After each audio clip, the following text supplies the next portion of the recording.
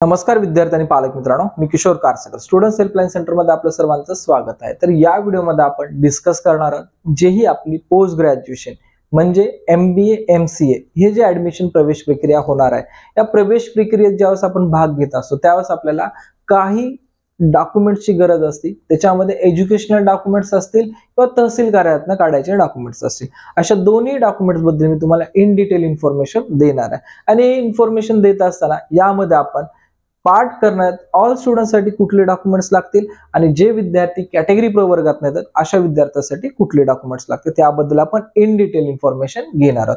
आणि ज्याही विद्यार्थ्याला management admission असो अथवा पेड काउन्सिलिंग थ्रू या ठिकाणी चांगल्या कॉलेज ऍडमिशन मिळवायचं असेल तर स्क्रीनवरती जे नंबर दिले आहेत त्या नंबरवरती आपण कॉल करून आमच्याकडे जॉईन होऊ शकतात। आणि आपल्याला लो जरी या ठिकाणी पर्सेंटाइल असेल तरी लो पर्सेंटाइलवर आपण चांगल्यातले चांगले कॉलेज आमच्याकडून मिळवून घेऊ शकतात।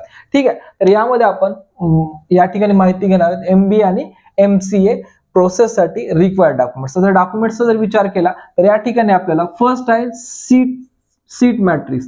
जे आपलं सीट मॅट्रिक्स असणार आहे, या सीट मॅट्रिक्स मध्ये आपल्याला पहिल्यांदा पूर्ण या ठिकाणी माहिती मिळते की कुठल्या कॉलेजला कॅटेगरी अनुसार किंवा स्पेसिफिक रिझर्वेशन अनुसार किती जागा शिल्लक आहेत त्याबद्दल पहिल्यांदा माहिती घेऊयात। तर माहिती घेत असताना लक्षात घ्या, रिझर्वेशनचा जर विचार केला महाराष्ट्रामध्ये तर आपल्या महासीईटी सेल अंतर्गत जेवढेही कोर्सेस येतात या कोर्सेससाठी फर्स्ट आहे कॉन्स्टिट्यूशनल रिझर्वेशन।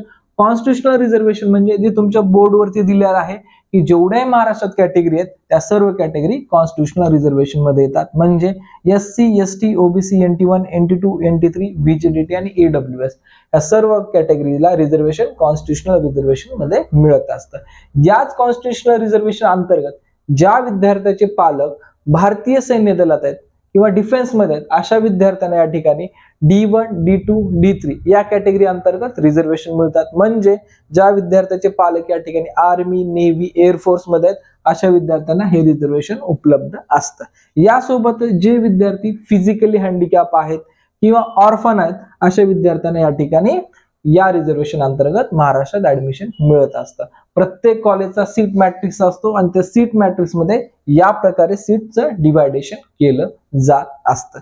प्रत्येक गोष्टीची माहिती ऍडमिशन प्रोसेस स्टार्ट पासून जोपर्यंत आपली प्रवेश प्रक्रिया संपणार नाही तोपर्यंतची सर्व माहिती तुम्हाला इन डिटेल आपल्या चॅनलवरती उपलब्ध करून दिली जाणार आहे। तर या ठिकाणी आपण माहिती घेऊ सर्व विद्यार्थ्यांसाठी कुठले डॉक्युमेंट्स लागत असतात।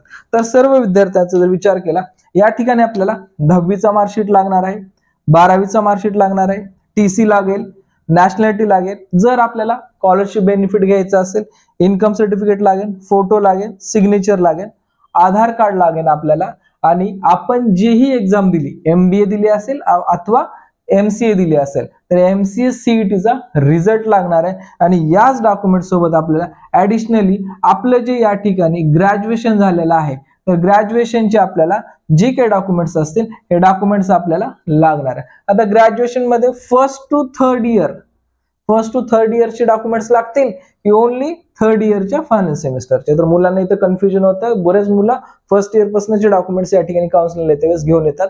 तर या ठिकाणी आपलं जे थर्ड इयरचं फायनल सेमिस्टर आहे या फायनल सेमिस्टरचं आपल्याला मार्कशीट आवश्यक असणार आहे।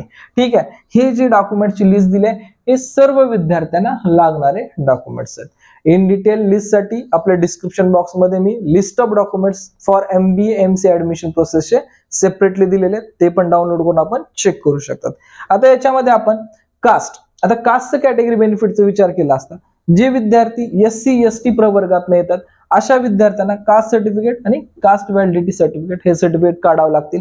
जे विद्यार्थी OBC NT1 NT2 NT3 VGDT या प्रवर्गात येतात त्या विद्यार्थ्यांना कास्ट सर्टिफिकेट, कास्ट व्हॅलिडिटी आणि नॉन क्रिमिलियर सर्टिफिकेट काढावं लागणार आहे। आणि जे विद्यार्थी EWS मधून येतात अशा विद्यार्थ्यांना स्टेटचं EWS सर्टिफिकेट सुद्धा काढावं लागणार आहे।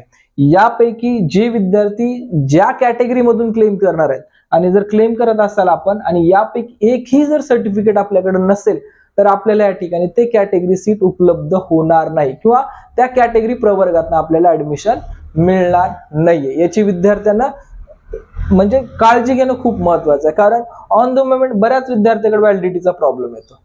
बरेच विद्यार्थ्याचा आणखी प्रॉब्लेम काय येतात, नॉन क्रिमिनल आणि इन्कम सर्टिफिकेटचा विचार केला असता काही विद्यार्थी 1 वर्षाचे इन्कम सर्टिफिकेट काढतात, काही विद्यार्थी 3 वर्षाचे काढतात ज्यावेळेस आपण ग्रॅज्युएशनला ऍडमिशन घेत असतो त्यावेळेस.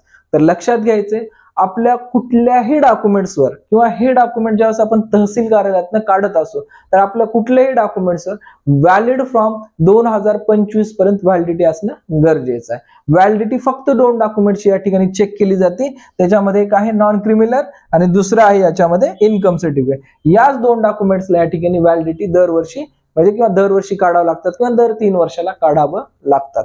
त्यामुळे ह्या गोष्टी केअरफुली चेक करा. ऍडमिशनच्या टायमिंगला तुमची घाई गडबड होता कामा नये आणि तुम्हाला या ठिकाणी घाई गडबडीच्या नादात आपले जे कॅटेगरी क्लेम केले ते आपले या ठिकाणी मिस होता कामा नये. त्यामुळे व्यवस्थित इन्फॉर्मेशन घ्या, व्यवस्थित डॉक्युमेंटची माहिती घ्या आणि मगच काउन्सिलिंग प्रोसेसमध्ये पार्टिसिपेट होणं गरजेचं असणार आहे. याच्या व्यतिरिक्त तुम्हाला जर प्रोसेस रिलेटेड काही अडचणी असेल तर कमेंट्समध्ये विचारा. ॲज सून ॲज पॉसिबल मी तुम्हाला आन्सर द्यायचा प्रयत्न करेलच. ठीक आहे. थँक्यू.